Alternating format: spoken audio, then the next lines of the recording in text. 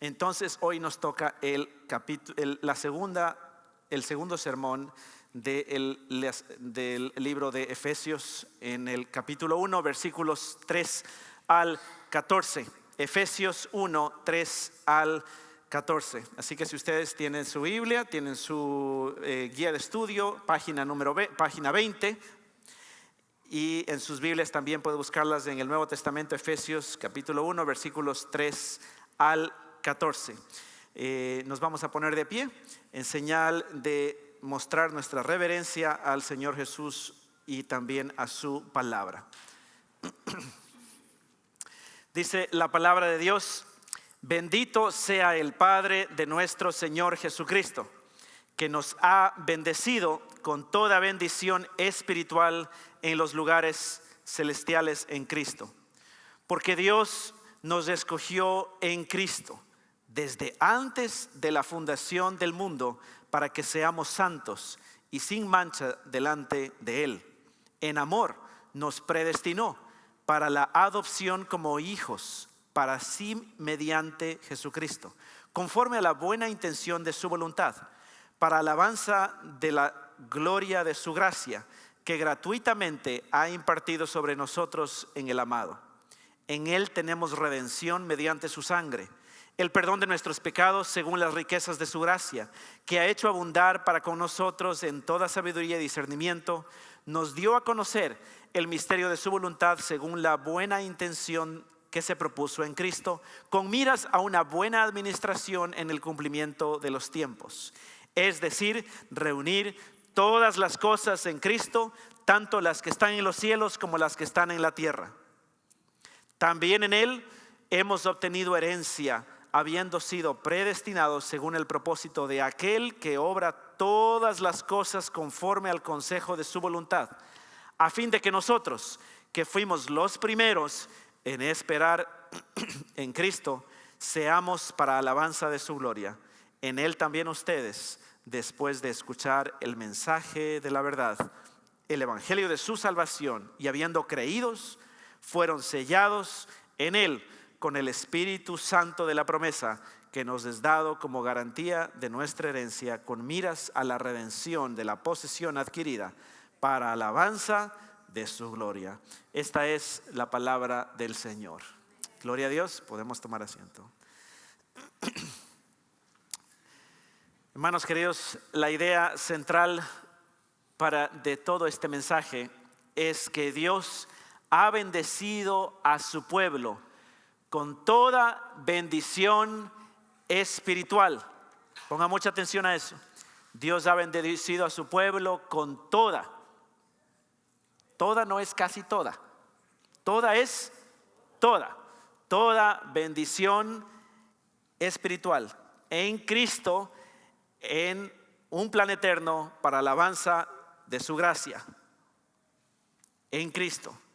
No en una casa, no en los papeles, no en los documentos, no en mi marido, no en mi esposa, no en mis hijos, sino en quién he recibido toda bendición espiritual. En Cristo. Ahí está todo. Ahora, mis hermanos, siento que le hago una falta de servicio a la palabra de Dios.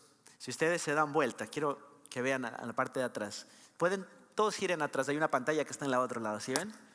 ¿Cuántos minutos nos quedan? 25 minutos. Acabamos de leer una de las porciones, si no es la porción, una de las porciones más ricas doctrinalmente hablando de la palabra de Dios. En 25 minutos no podemos hacerle justicia a esta predicación, a esta porción de la Biblia.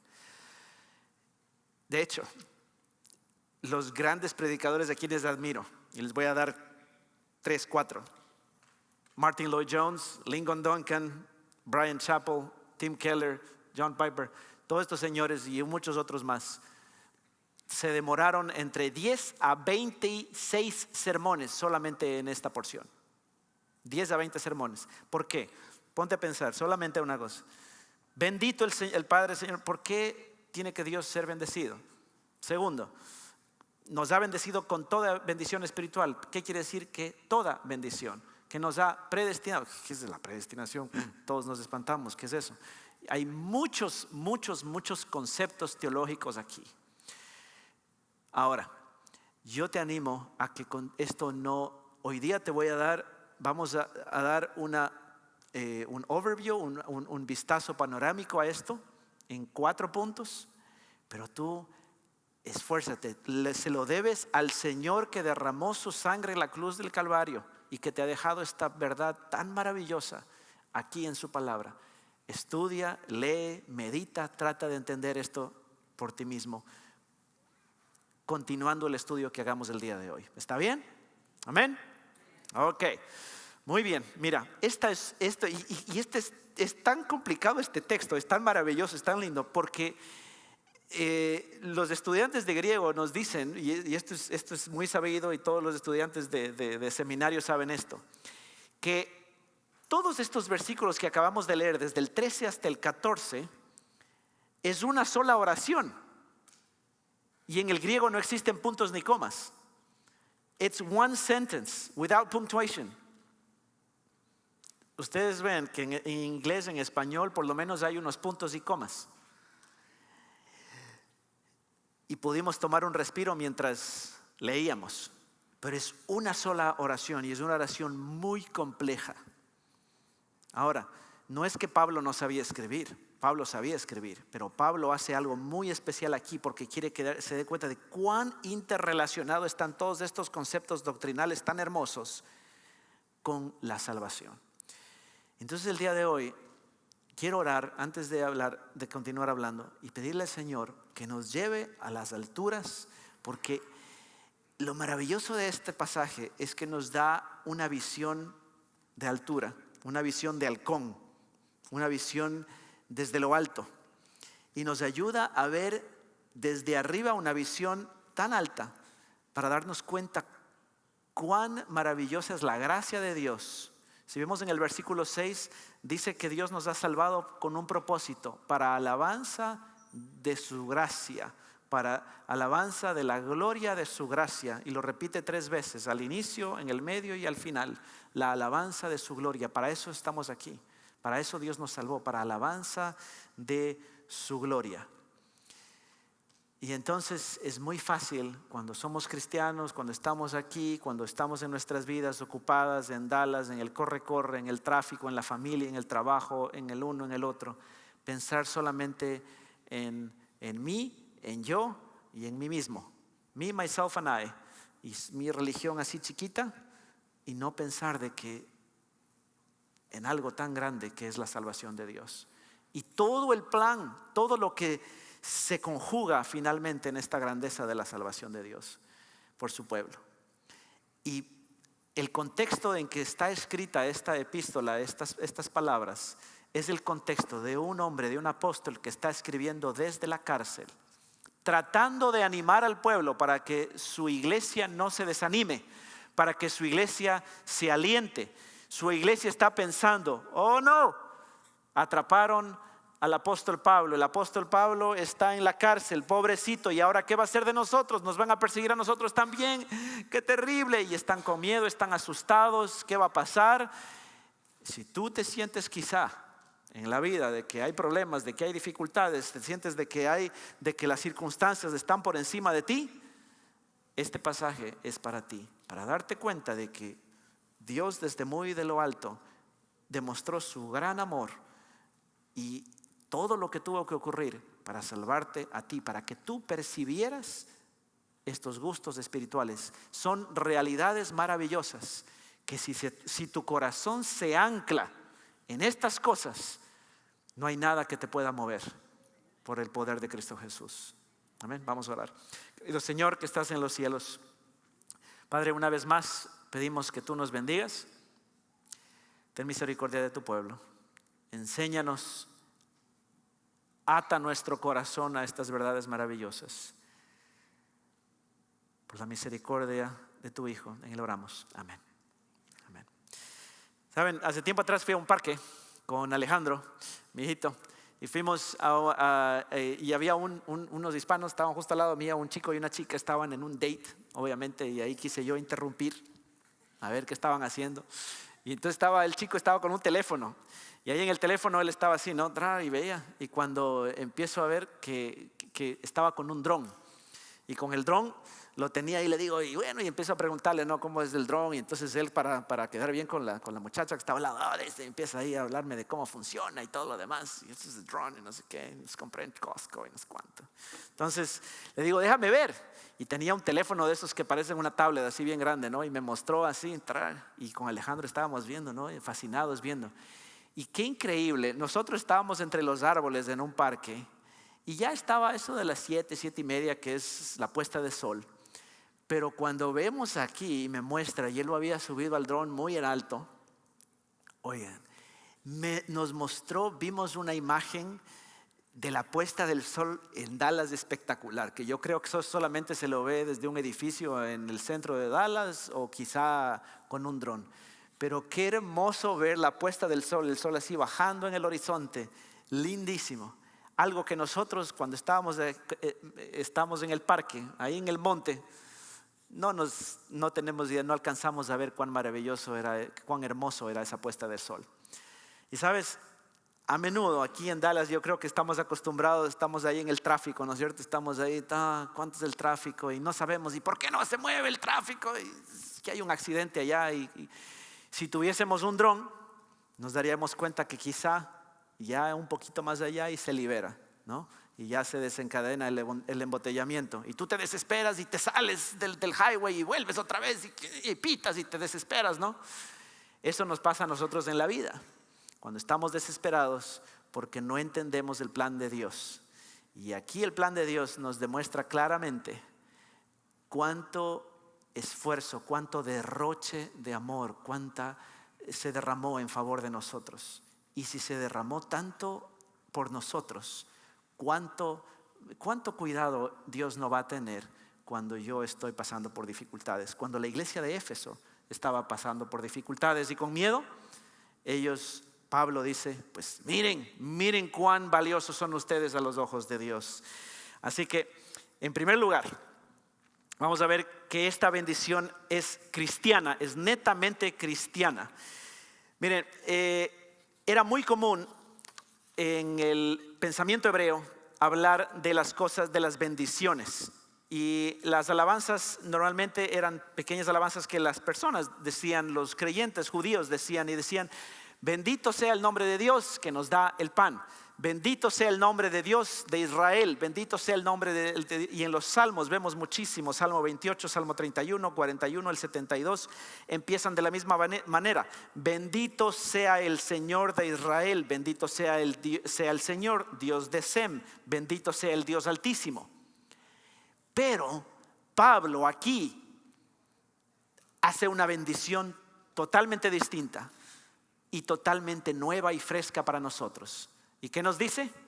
Bendito sea el Dios y Padre de nuestro Señor Jesucristo. Introduce a Jesucristo ahora. Es una bendición distintivamente cristiana.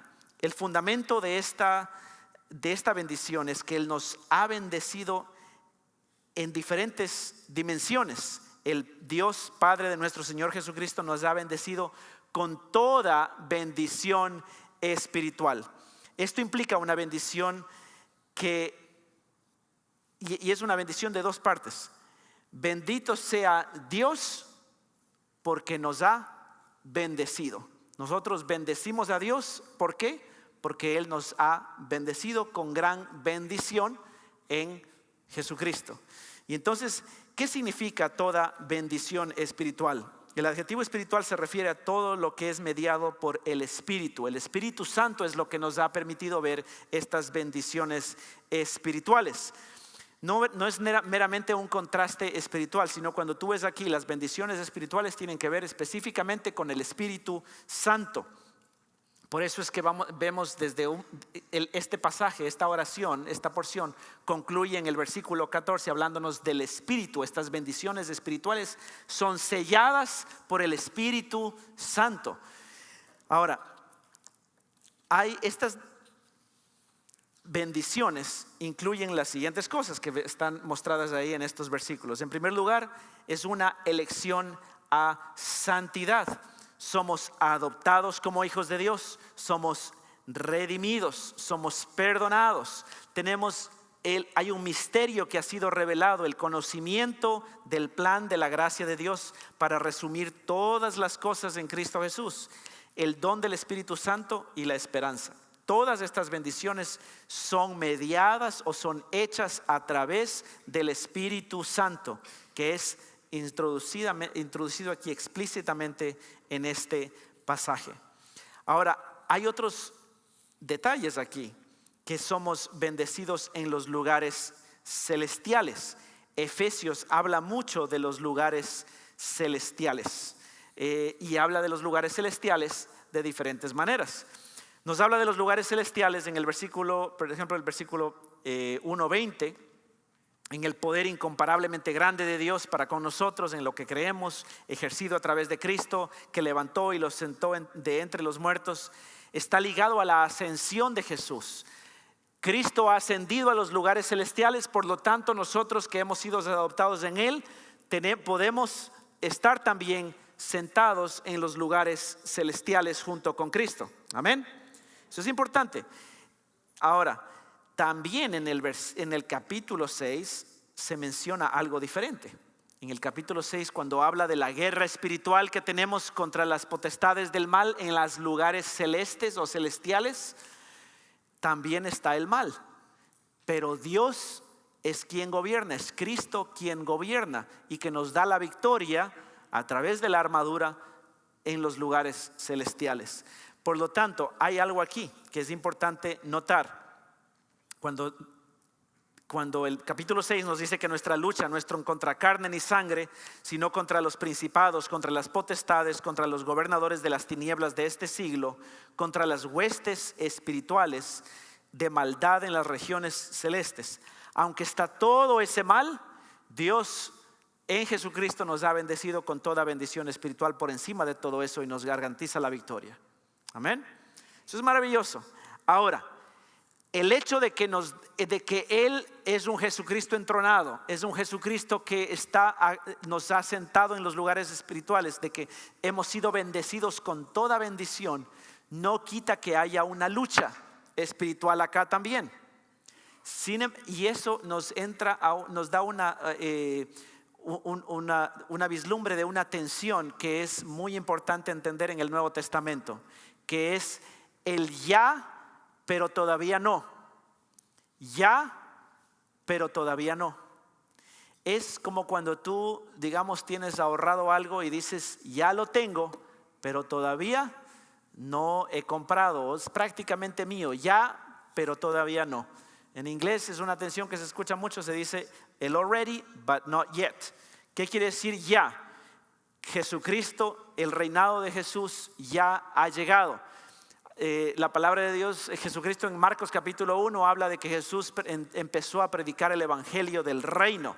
Es decir, el reino de Dios se ha acercado, está a las puertas, ya ha llegado, ya está ahí. Sin embargo, la consumación del reino todavía no ha llegado, no está todavía no. No tenemos la vida eterna y somos justificados, estamos sentados con Cristo en los cielos, pero todavía no tenemos nuestros cuerpos resucitados, ni hemos visto la consumación en el cielo nuevo y en la tierra nueva. ¿Se entiende esta tensión? ¿Sí? Entonces, ya son nuestras todas las bendiciones espirituales en Cristo, pero la consumación todavía no ha llegado. Es como cuando estás perdido en una ciudad, y a veces de no entender esto nos luchamos mucho. Cuando tú cambias en tus mapas, en tu Google Maps aquí, en tus mapas de Google o en mapas de Apple, si tú cambias la vista de calle con la vista satelital, es muy diferente, porque la vista satelital te ayuda a ver un poquito más que la vista de calle. La vista satelital te ayuda a ubicarte un poco más, te ayuda a ver dónde estás en relación con el resto de la ciudad, si es que hay una montaña, si hay alguna cosa. En momentos de confusión, como estaban pasando los efesios, necesitamos alejarnos un poco, hacer un zoom out, mirar desde abajo, hacer un alejamiento con nuestra cámara, de los ojos espirituales, hacer un alejamiento en oración, en perspectiva, pidiendo a Dios que fije nuestros ojos en lo que ya tenemos, en lo que ya es nuestro, en lo que ya ha sucedido y con mira a lo que va a venir. No solo lo que somos, sino lo que también seremos y la gloria venidera que está garantizada por nosotros gracias al sacrificio de Cristo Jesús por nosotros. Amén. Ahora, la frase en Él o en Cristo, en estos versículos que acabamos de leer, se repite 11 veces. En Cristo, en Él, en Él. Nuestras bendiciones están aseguradas en Jesús, en Jesucristo. Son mediadas por el Espíritu Santo y concedidas por Dios el Padre. ¿Te das cuenta cómo la Trinidad es tan clara? ¿Sabes? Si tú dices poder entender la doctrina de la Trinidad, de que crees en Padre, Dios y Espíritu Santo, y tú dices, yo entiendo perfectamente esa doctrina, no tengo ninguna duda, yo ya la tengo clarísima, pues no has estudiado mucho todavía, no has leído, porque hay cosas bien que te dejan medio confundido. Pero la doctrina de la Trinidad es una doctrina que está implícita en la Biblia. La palabra Trinidad no está en la Biblia, pero la doctrina de la Trinidad es muy evidente. Es muy evidente, aunque no está explícita, es muy evidente. Y aquí vemos, todas las bendiciones espirituales están dadas en Cristo a través de el Espíritu Santo y están concedidas por Dios el Padre. ¿Ya? Entonces, es importante ver, de esta manera tú empiezas a leer la Biblia y te vas dando cuenta de estas doctrinas esenciales. Número 2, que somos bendecidos en Cristo desde la eternidad. Versículos 4 al 6. Mira lo que dice el versículo 4 al 6. Porque Dios nos escogió en Cristo desde antes de la fundación del mundo para que fuéramos santos y sin mancha delante de Él. En amor nos predestinó para la adopción como hijos para sí mediante Jesucristo, conforme a la buena intención de su voluntad, para alabanza de la gloria de su gracia gratuitamente ha impartido sobre nosotros en el amado. Hermanos queridos, yo no sé si surge en su cabeza unas 50 o 100 preguntas con esos dos versículos. Hay mucho y es muy complejo. Pero lo que podemos decir quiero explicar esto de manera muy sencilla.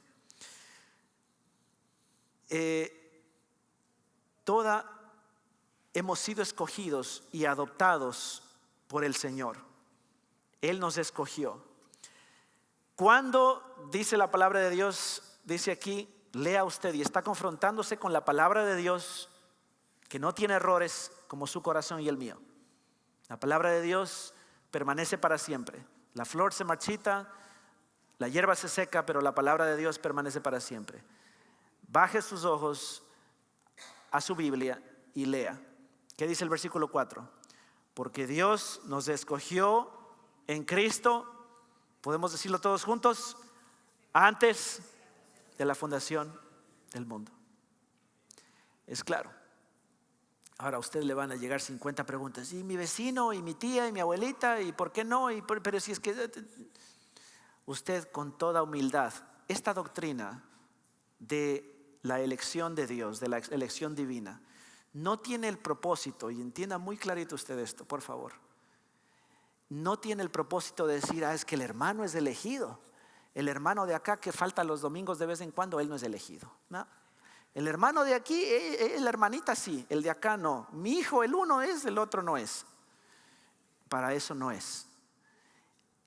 Esta doctrina está dada en el contexto de una iglesia que está sufriendo, una iglesia que está con dificultades. Está dada a los creyentes. Esta doctrina es para que los que han creído en Jesucristo y los que están creyendo y tienen un gusto por las cosas espirituales y se regocijan en la alabanza de la gloria, de la gracia del Señor, después de que se dan cuenta, han pasado esa puerta y han entrado por la puerta angosta, se dan cuenta y dicen, escogido desde la fundación del mundo. ¿Sí me explico?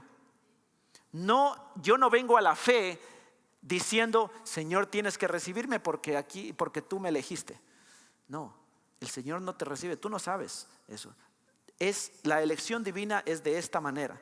Ahora, no te confundas, no te hagas preguntas, ¿seré que yo soy elegido? No, mi mamá, mi papá, mi abuelito, mi sobrino, y que es tan malo, y que no sé qué. Eso no te corresponde a ti, ni a mí tampoco.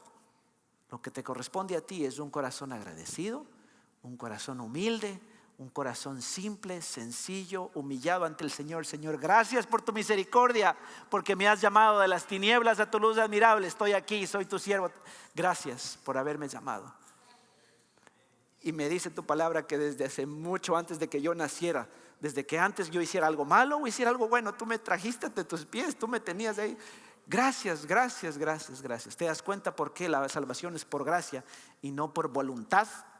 No depende del que quiere, dice Romanos 10, del que quiere ni del que corre, sino de Dios que tiene misericordia, del que se esfuerza, del que tiene ganas, del que tiene disciplina.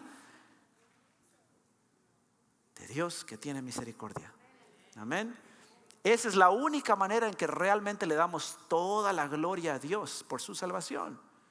Entonces, si luchas tú con por favor, estoy feliz de hablar contigo de manera personal.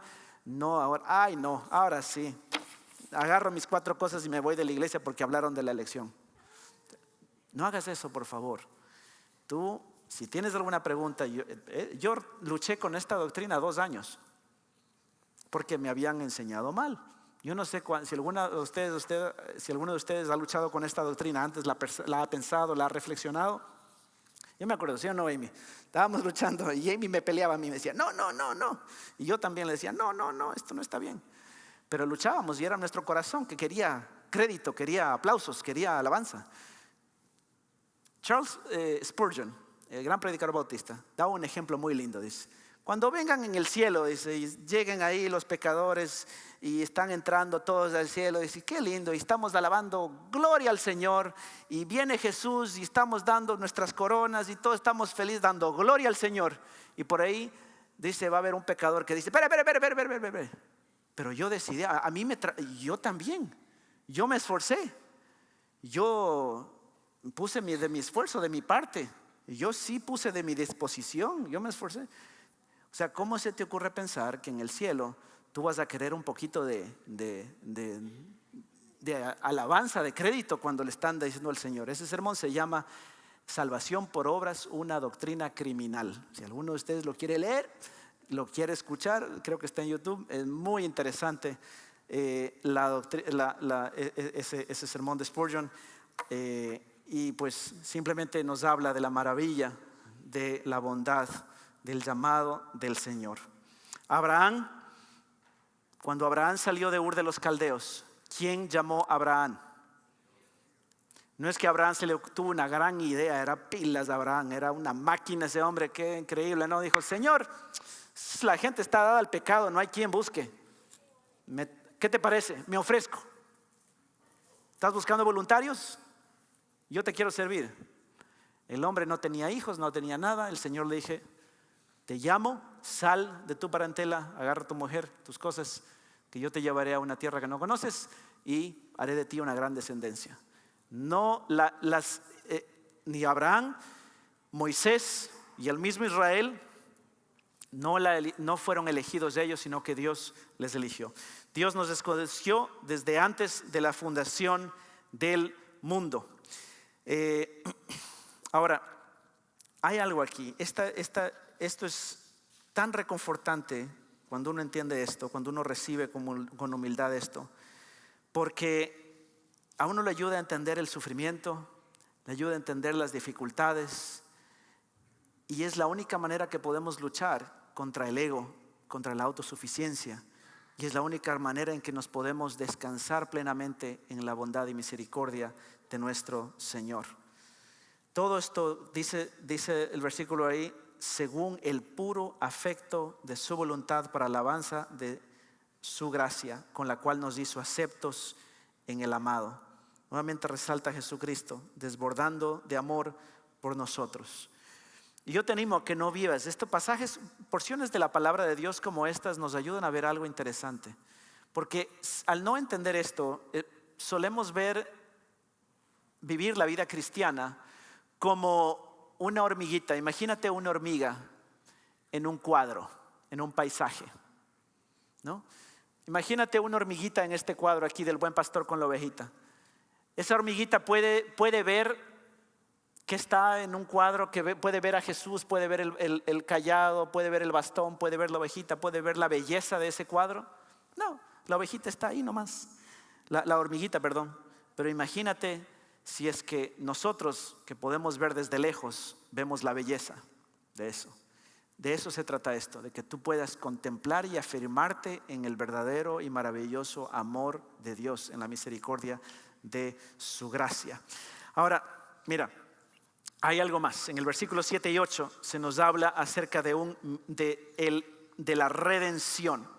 La redención es un término que nosotros no usamos mucho, que tiene que ver específicamente con la compra y venta de esclavos. En el tiempo de Jesús era muy común y no era para nada similar a la esclavitud que se hizo aquí, que se llama chattel slavery, que fue de aquí de Estados Unidos. Era algo muy diferente, era una especie como que tú te debías a tu amo, era como que tenías un contrato con ese jefe y no era de por vida, era que tú mismo te vendías a esa persona y decías, yo estoy esclavo por un tiempo y hasta pagarle la deuda o hasta trabajar. Entonces, pero ocurría que alguien podía pagar esa deuda y tú quedabas libre, o tú mismo terminabas de pagar, redimías y alguien te redimía. Ahora, ese redimir es lo que habla aquí Pablo, que Jesucristo nos ha redimido. La redención siempre ha sido con sangre, siempre es la vida de Jesucristo por mi vida. Habla específicamente, siempre significa la vida derramada violenta y sacrificialmente de el Cordero de Dios. Somos justificados, somos redimidos por su sangre. Ahora, esta redención es como, imagínate, nosotros no usamos la palabra redimir muy comúnmente en nuestros días. Quizá cuando tienes que redimir unos cupones, ¿ya? You're going to redeem some coupons, entonces tú vas a la tienda, tienes ese cupón, tiene tanto valor como el descuento o lo que te van a dar, ¿no es cierto? Entonces tú redimes y te dan otra cosa por eso. Es un intercambio de lo uno por lo otro, y es lo que es el intercambio de la vida perfecta de Jesucristo por mi vida que merecía la condenación. Ahora, Dios nos liberó de nuestros pecados, también nos dio, dice, según las riquezas de su gracia que hizo sobreabundar para con nosotros en toda sabiduría e inteligencia. No solamente nos ha dado el conocimiento, Él nos ha dado a Cristo, sino que le podemos conocer a Él también y entender estas cosas. Mucho antes a usted y a mí ni nos interesaban estas cosas, ¿sí o no? No nos podía interesar, no queríamos escuchar, teníamos que traernos de una oreja a la iglesia, pero hoy podemos entender estas cosas. Versículo 9 y 10 se nos ha mostrado este gran misterio. Dios no es un Dios, es un Dios que se deleita en revelar misterios.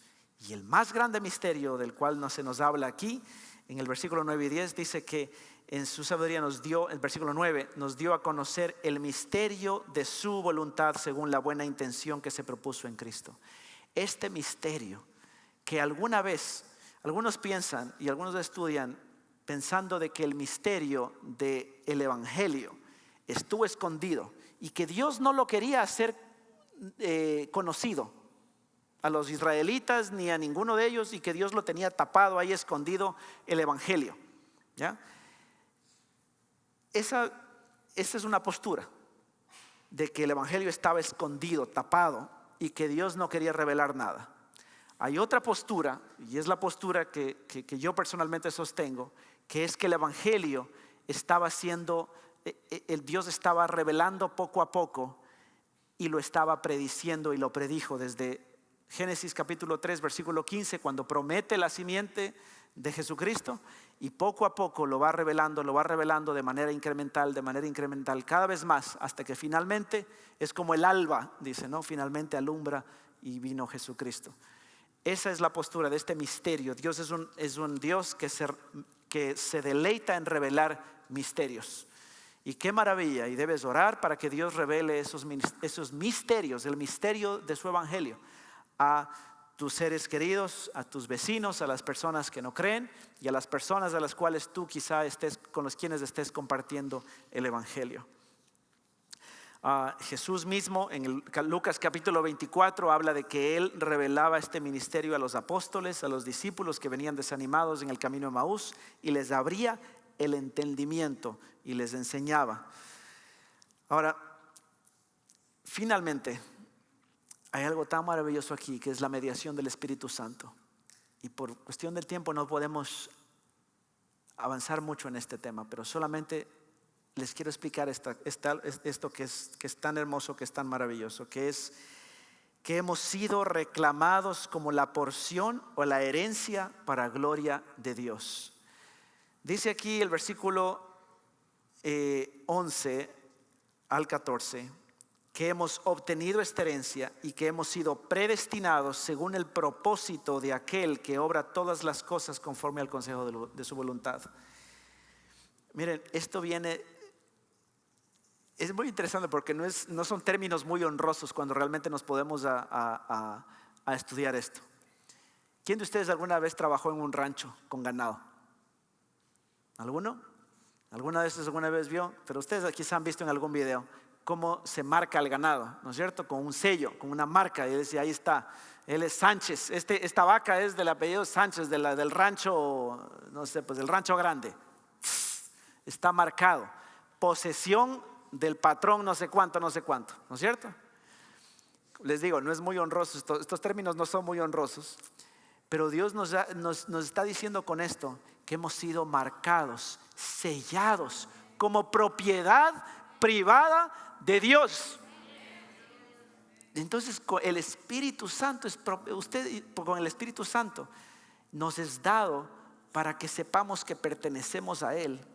¿Cómo vas a desesperarte tú cuando estás sufriendo, cuando estás con dificultades, cuando no tienes para pagar la renta, cuando hay dificultades con los documentos o una que otra cosa? No te desesperes. Tú eres la propiedad privada comprada con precio grande, con precio imposible. La sangre de Jesucristo te ha redimido. No tenga miedo ni se asuste tu corazón. Fortalécete en saber que el Espíritu Santo te ha marcado como propiedad privada. Y ahora vosotros, dice, también fuisteis incluidos cuando oíste la palabra de verdad del evangelio de vuestra salvación, con el propósito de la alabanza de su gloria. Hermanos queridos, el libro de Apocalipsis nos habla de esta marca. ¿Se acuerdan que les decía que la Biblia en el Antiguo Testamento habla de algunas cosas que después son consumadas en el Nuevo Testamento? El libro de Ezequiel habla de estos sellos, una marca en las frentes. El libro de Ezequiel habla de esto. Pero Apocalipsis habla de la marca de la bestia y la marca del cordero. La marca de la bestia, del enemigo de Dios, de Satanás, es una marca que habla específicamente de la corrupción. Es una marca que los hijos del enemigo reciben, y la ira del cordero está sobre ellos. Pero la marca del cordero es una marca de protección, es una marca de propiedad privada.